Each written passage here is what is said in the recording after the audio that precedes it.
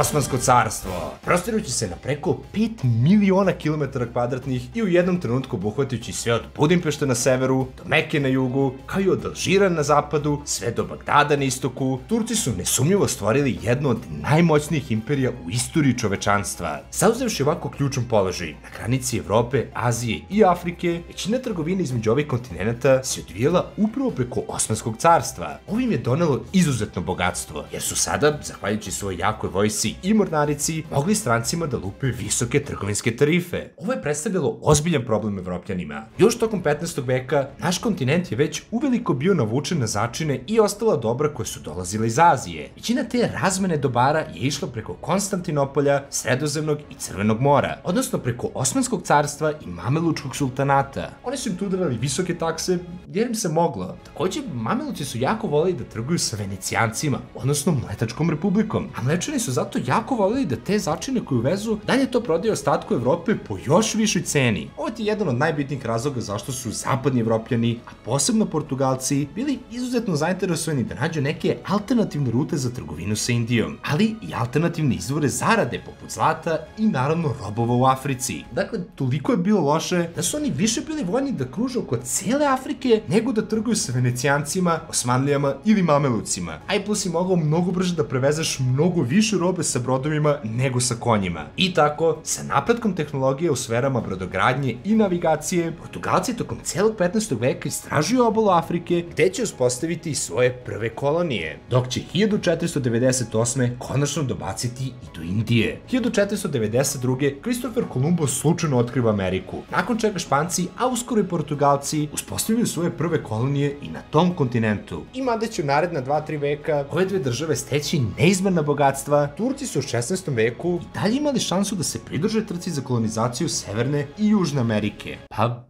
zašto nisu? Tu postoji bar jedno 6 razloga, ali ti ih neću reći dok se ne subscribe-uješ.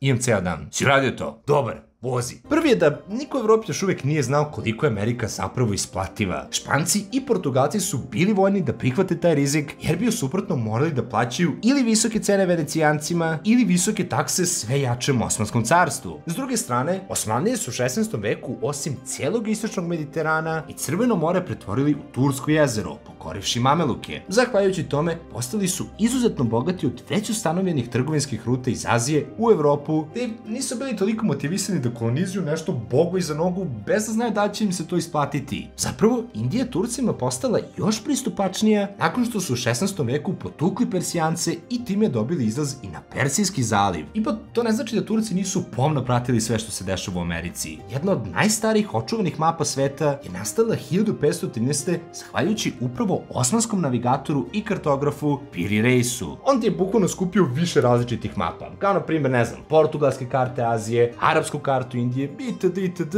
I čak i jednu kartu od Kristofera Kolumba, što ti je kao velika misterija, I onda je sve to spojio u jednu kompletnu kartu sveta. Pričat ćemo o tome posebno, jako zanimljivo. Drugi razlog zašto se Osmanlije nisu zaletele u novi svet je bila geografija. Jednostavno, položaj Portugalije, Španije, a kasnije i Francuske, Britanije i Holandije je bio znatno povoljniji za istraživanje Amerike. Turci, s druge strane, da bi uopšte izašli na Atlantski okean, su morali da prolaze kroz Gibraltarski moreus, što i ne zvuči toliko loše, dok ne shvatiš da ceo taj deo u tom trenutku pripada Portugaliji i Španiji, kojim nisu oprostili one visoke takse, te im sada uzvrće uslugu blokadom. Tako da su, krajnje ironično, Turci sada bili ti koji bi morali da idu oko Afrike da bi dobacili do Amerike samo u suprotnom smeru. I da se razumemo, postoji tu sad ozbiljna debata oko toga da li je turska mornarica mogla da se poredi sa svojim iberijskim konkurentima, ali vrlo je moguće da su oni ipak imali tehnološke mogućnosti za istraživanje novog sveta. Turci su već u 16. veku uspostavili kontakt sa sultanatom Aceh u Indoneziji, kojeg su potom učinili svojim protektoratom. U 17. veku su otišli sve do Islanda, gde su kidnapovali stotine ljudi i od njih načinili robove. Mada, s druge strane, nisu uspeli da iskontrolišu uspon portugalske dominacije u Indijskom okeanu.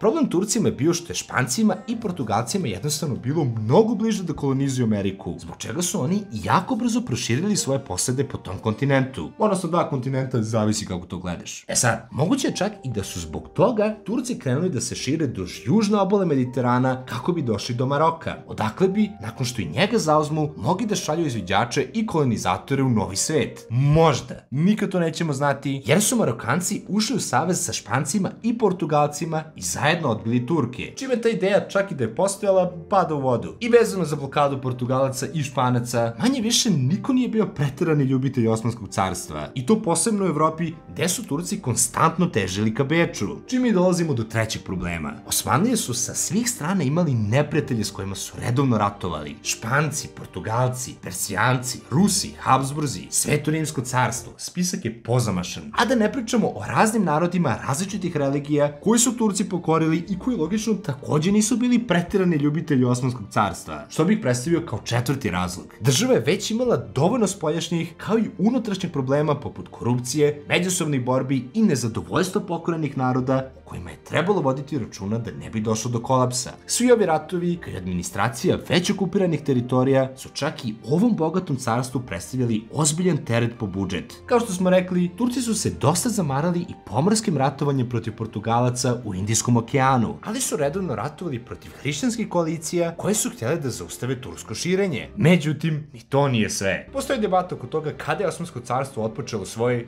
vrlo spor i dugačak put ka propasti, što je jedna komplikovana tema za sebe. I narednih vekova je ona bila ozbiljna sila, ali kako su zapadnoevropske države počele da stiču enormna bogatstva u Americi i Aziji, tako je na starom kontinentu nastala ozbiljna inflacija. Dodaj na to još i troškove na konstantno ratovanje i održavanje reda u ovako velikoj državi i budete jasno da je Turska imala mnogo preče posla. Naravno, to je bilo brda faktora i to ćemo definitivno raditi posebno. Ali, do trenutka kad su evropske sile sazvale Berlinsku konferenciju krajem 19. veka i razdelile afrički kontinent, Osmansko carstvo je toliko oslabilo da ih bukvalno niko nije ni pitao za mišljenje. Do 1923. ova nekada moćna imperija postaje prošlost. Tako da odgovor nije jednostavan. Definitivno je kombinacija svih ovih razloga. Pa da ih rezimiramo. Prvo su mislili da nije isplativo jer su već imali brda kinte. Drugo, Amerika im je bila mnogo dalje nego zapadnim evropljanima koji su se brzo širili po kontinentu. Treće, bilo im je posebno daleko zbog blokada Portugalije i Španije jer bi morali da idu oko cele Afrike. Četvrto, ogromna država, brda naroda i religija, korupcija, međusobno koškanje, već su imali pune ruke posla interno. Peto, vrlo neprijateljski nastrojene komšije, doduše opravdano zbog agresivnog širenja Turaka. Šesto, slabljenje i kasnije i propast Osmanskog carstva. I